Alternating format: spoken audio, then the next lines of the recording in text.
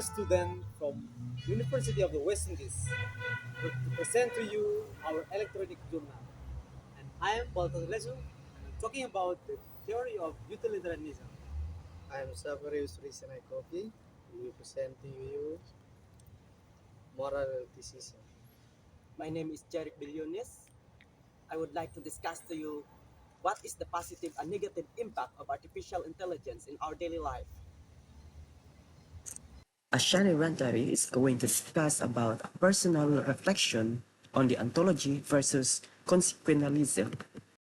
I'll talk about the theory of utilitarianism. As I began this, when I began this, learn this course, of course I asked myself what it mean utilitarianism. But when I began study, I understand that utilitarianism I have experienced in my daily life because I have experienced with care for the in our home.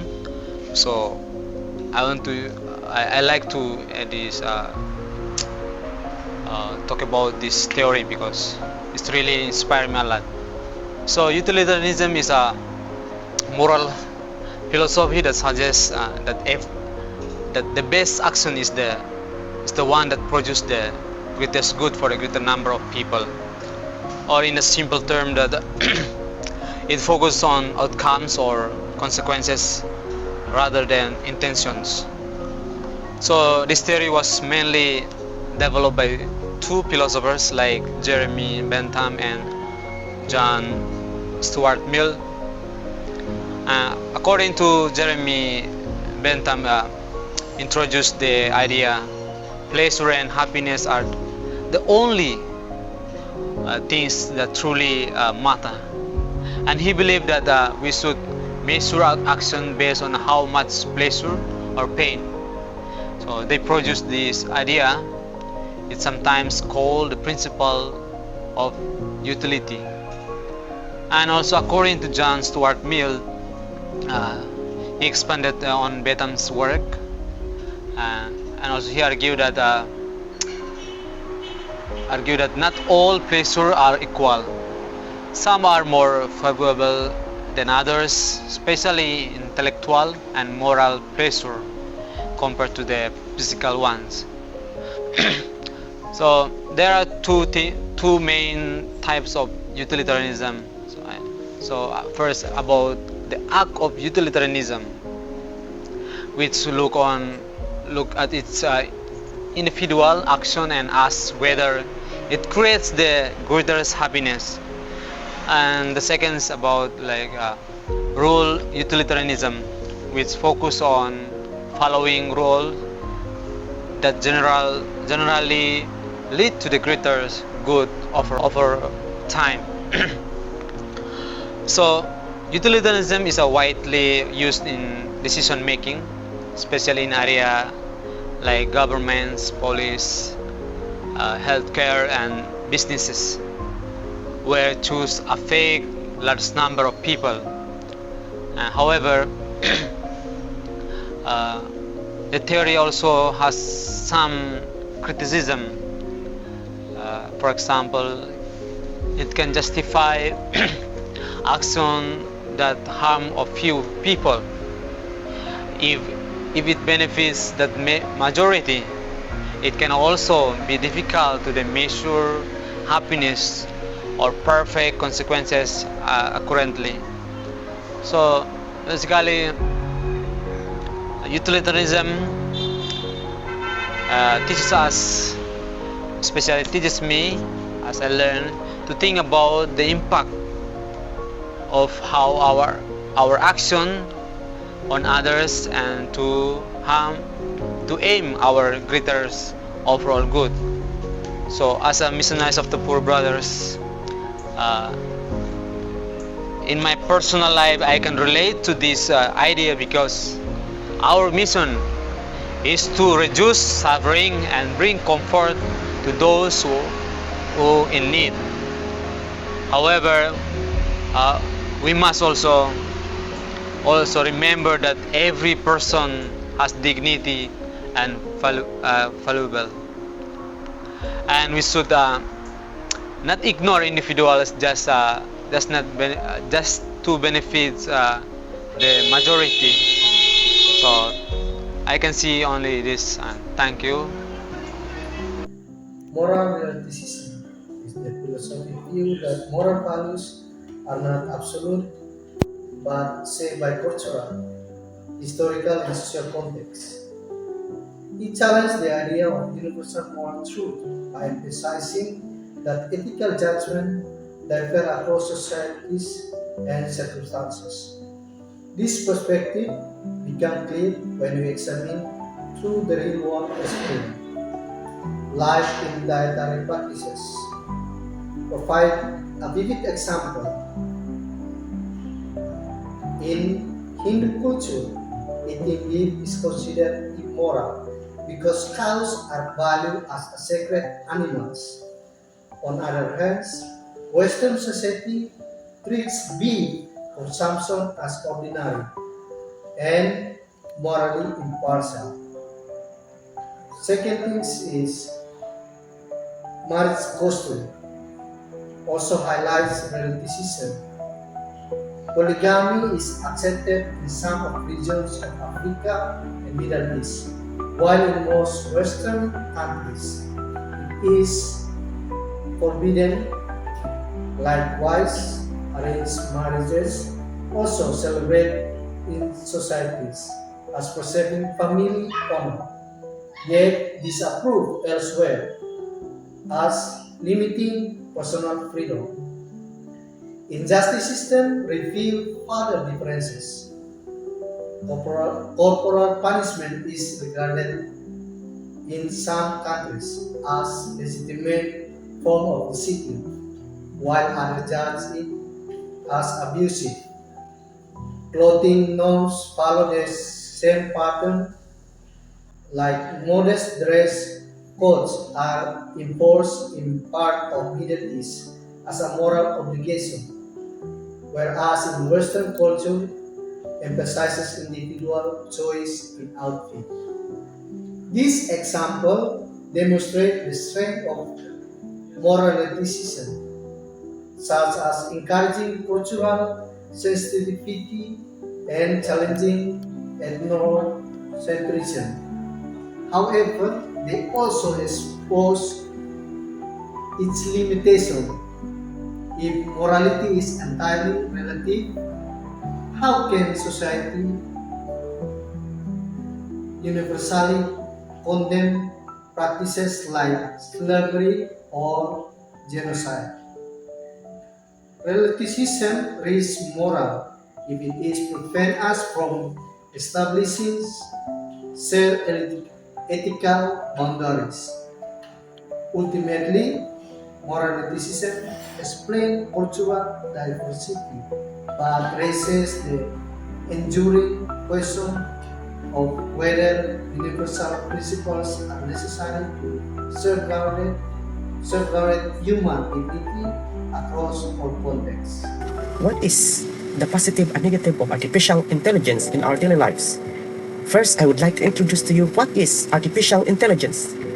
Artificial intelligence, AI, is a branch of computer science that develops machine and software capable of performing tasks that typically require human intelligence, such as understanding language, recognizing patterns, solving problems, and making decisions. By learning from data and developing over time through techniques like machine learning and neural networks, AI can handle complex tasks more efficiently than traditional programs. Today, it powers technologies like virtual assistants, recommendation system, self-driving cars, and advanced medical diagnosis by analyzing large amounts of information, identifying patterns, and using them to make prediction or take action. Overall, AI means purpose is enhance human abilities, simplify everyday tasks, and solve challenges that are difficult or time-consuming for human to manage on their own. What is the negative effect of artificial intelligence in our daily lives? Artificial intelligence can negatively affect our daily lives in several ways. especially when they're viewed through the lens of ethics and applied ethics. One of the major concerns is loss of privacy, as AI systems often collect and analyze large amounts of personal data without people fully understand how the information is used.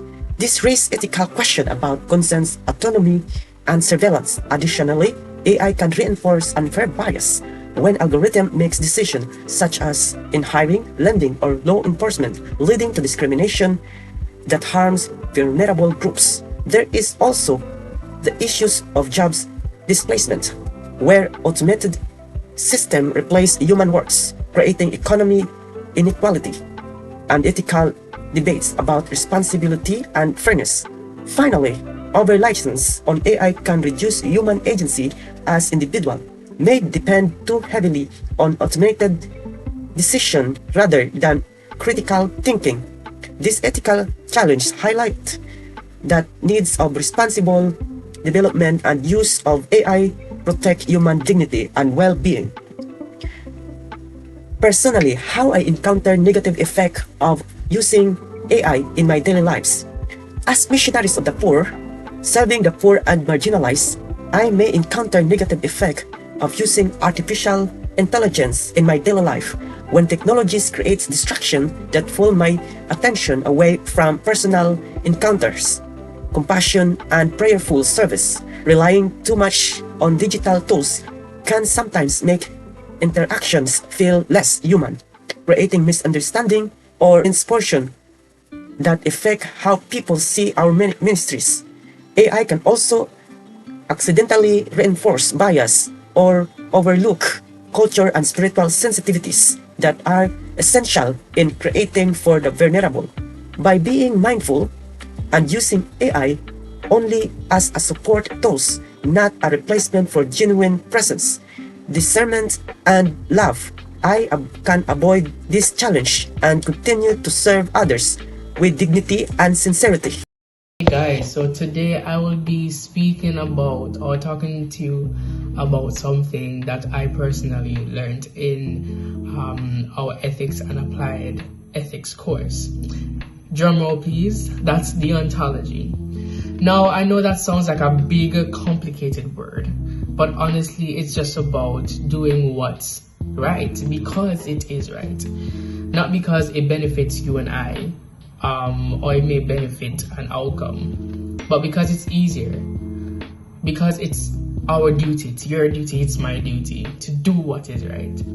And I've actually had a few moments in my own life where I would like to share where I had to truly do what was right.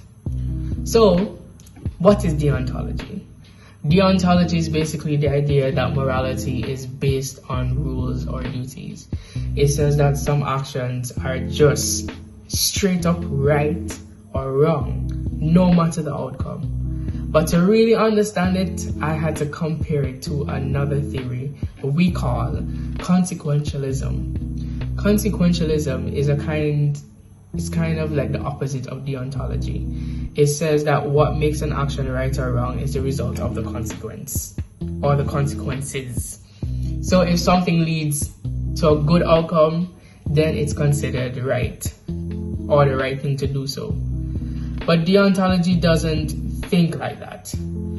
It says that even if the outcome is good, if the action itself is wrong, then it's still wrong. You know what I'm saying? So for example, telling the truth is right, even if a lying might get you out of trouble, get you out of a test, get you out of receiving a ticket, or get you out from getting scolding from your parents, or to protect someone's feelings.